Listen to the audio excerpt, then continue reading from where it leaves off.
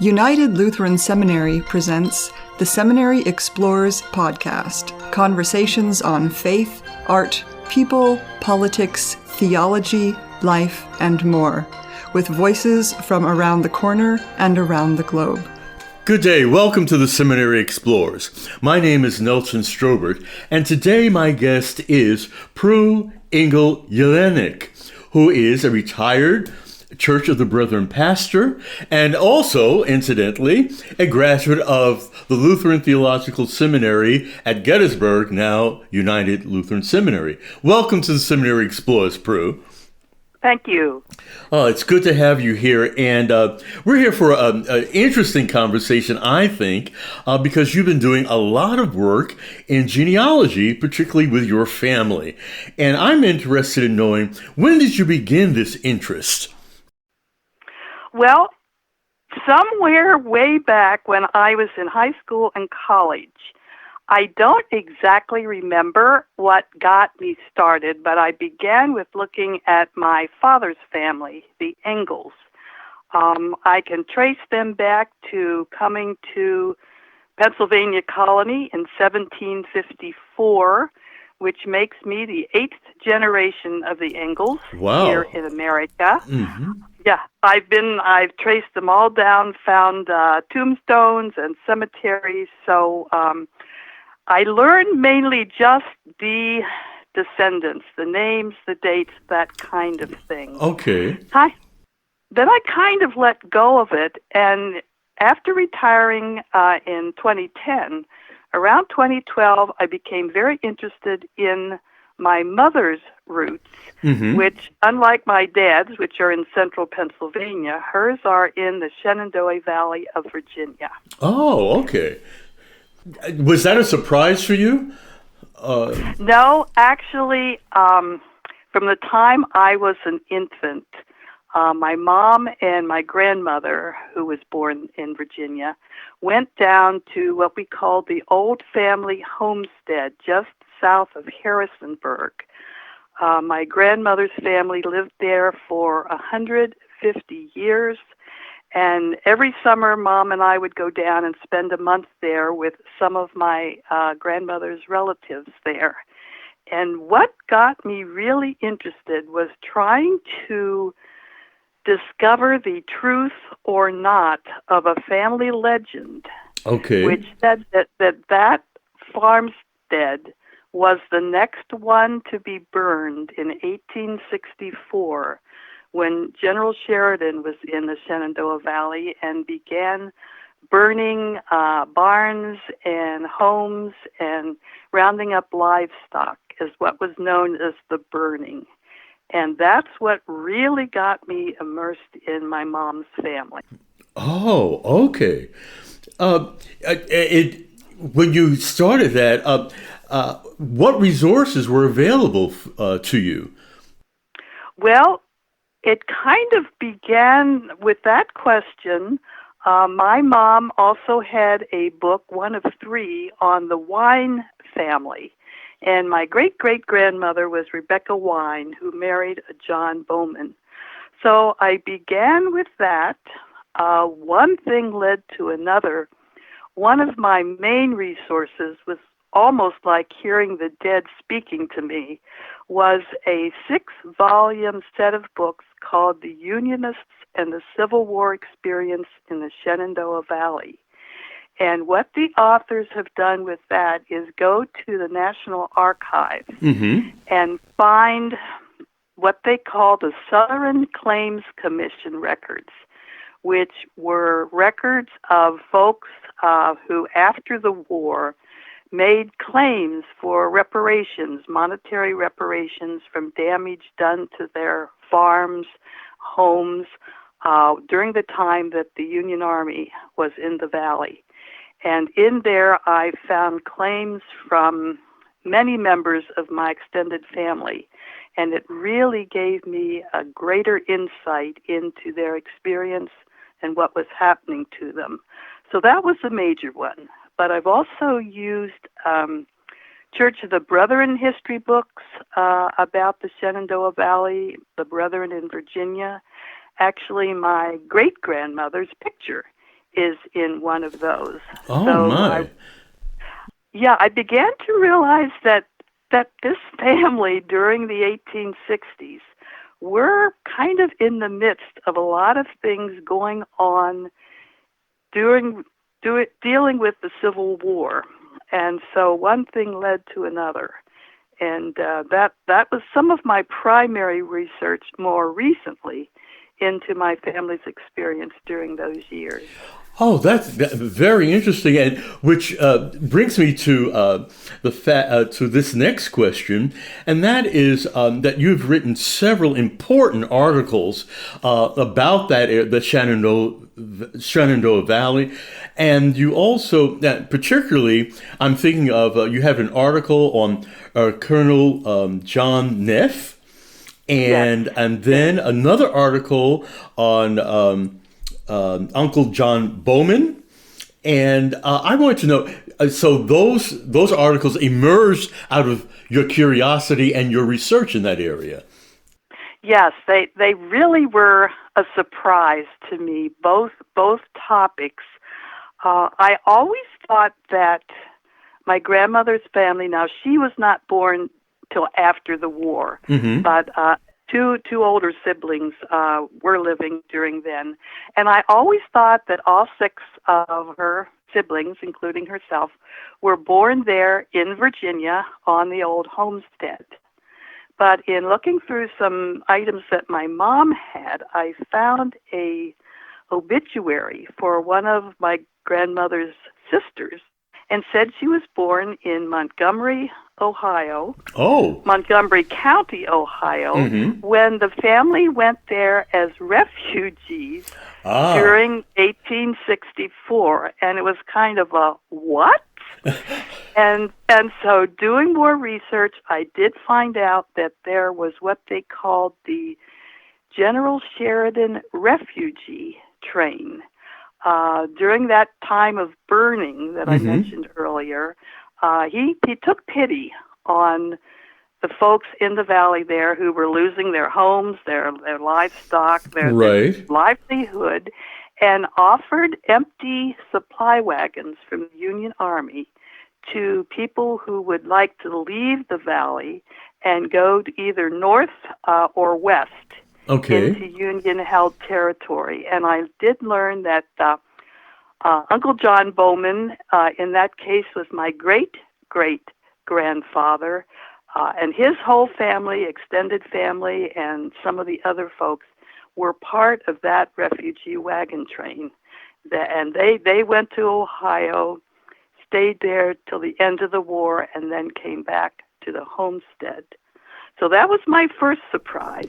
Okay. The second surprise was Colonel Neff.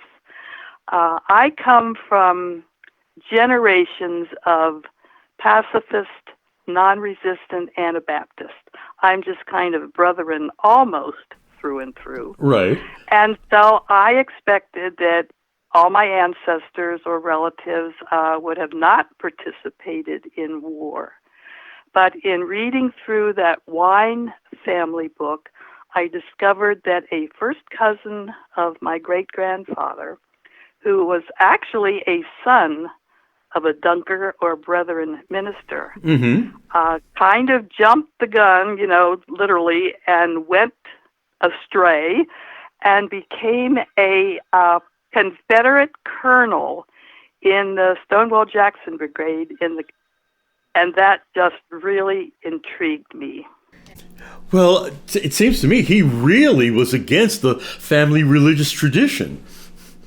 Yes, he was in many ways, but what became even more interesting to me was what happened in his relationship with his father, who I mentioned was a Dunker minister.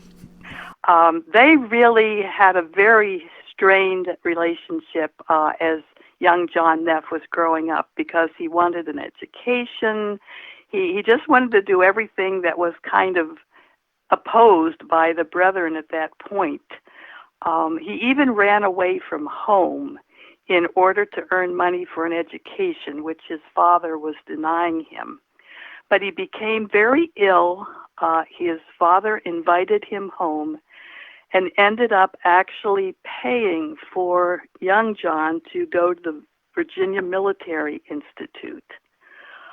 Later, as I say, when John joined the Confederate Army, he was welcomed on a visit home by his parents. His father stayed in touch with him during the war, and really, I think his relationship with his Confederate son reminded me of what it means to love your enemies. That here was a son, a member of his own household, who was really doing everything that the elder Neff, did not believe in. Right. And yet he was able to maintain a loving relationship. When the colonel was killed early in the war at 2nd Manassas in August of 1862, his father had his body brought home to their farm and buried in the family cemetery. So I have just pondered that story for years now. It's been an inspiration to me to think, how could that man love his son who, had just really rejected everything that he deeply believed in. Indeed. And he was very young when he died, if I recall. He was a week shy of 28. Oh, my. Yeah, and also a very bright and capable military person. Yes. He rose. Well, he didn't exactly rise through the ranks. It was interesting. He became adjutant of the 33rd Virginia Regiment soon after the Battle of First Manassas in 1861, and then his fellow soldiers liked him so much that when there was a reorganization of the Army in April of 1862, he was voted almost unanimously to become the colonel of their regiment. And everything that I've read speak very highly of him as a person, as a commander, that he was very well liked and respected. Oh, indeed. I'd like to know, you're still continuing your research into your family. Are there new questions that have come to you about your family, or questions that you would like to find out more about? One of the things that my husband and I keep talking about, we haven't done it yet, would be a trip to Ohio, to the area where the family went during the war. I know there are still some historic places out there. There are some cemeteries that hold family members. And I just thought it might be fun to kind of pursue that side of the story.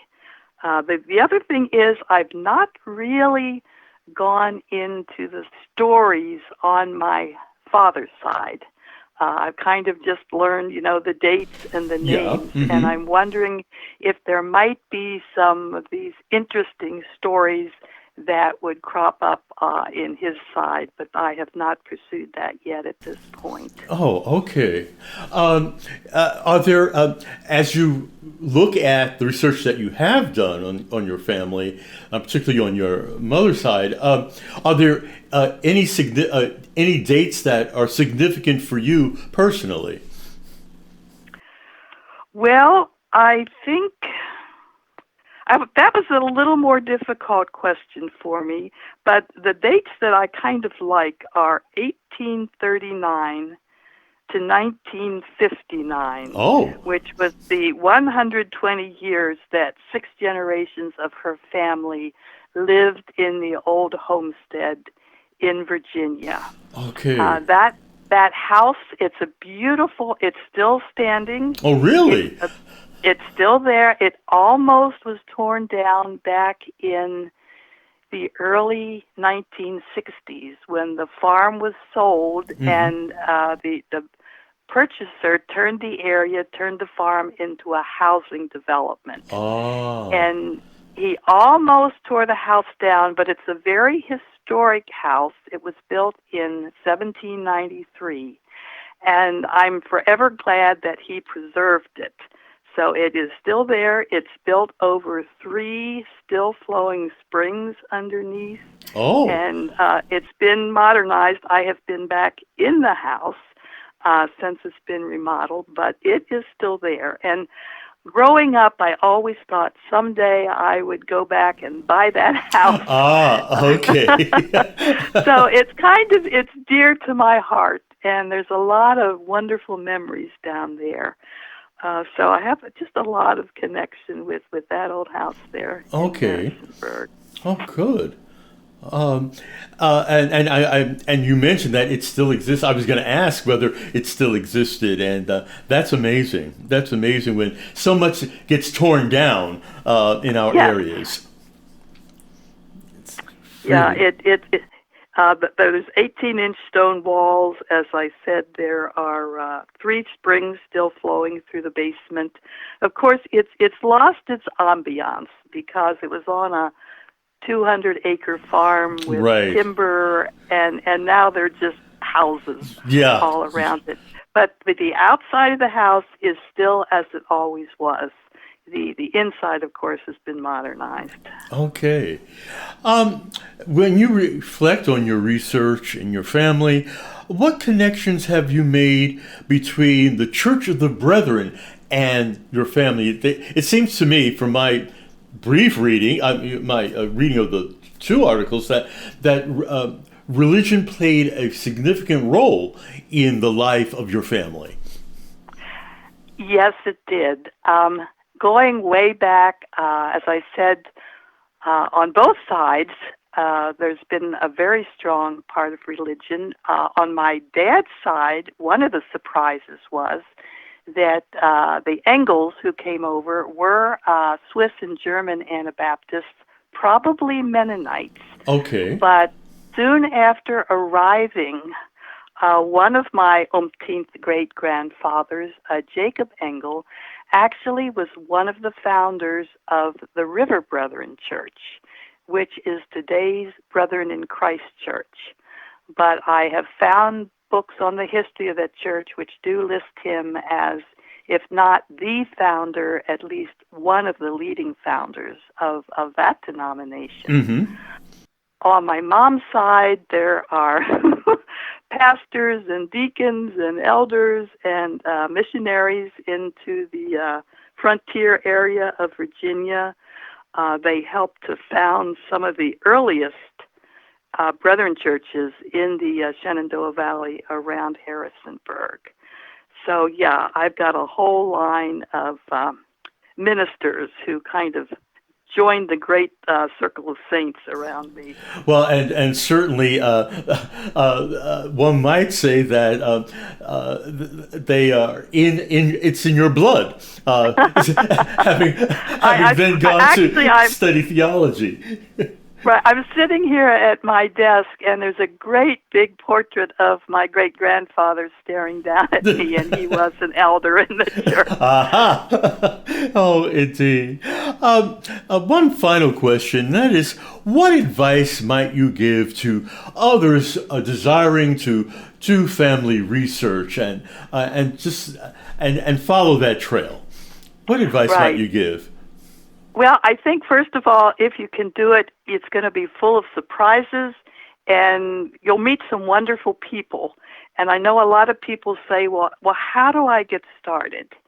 And one of the 2 simple ways, maybe, do any members of your family have any old stuff? Is there a box here somewhere with a picture or newspaper clippings or anything that would give you names and dates and a place to start? And, of course, there's always Ancestry. There are other databases to follow. History books sometimes will turn up. I have just met on my journey actually some descendants of Colonel Neff's family. And one great-great-granddaughter sent me a huge box of research that her mother had put together, which was just a gem, and really helped launch my research into the Neff family. So just begin where you are. Are there some older relatives that you could interview, to pick up some stories? Right. And of course, there church minutes, library archives, just a lot of things out there. Go to a local library, see if there might be any information there.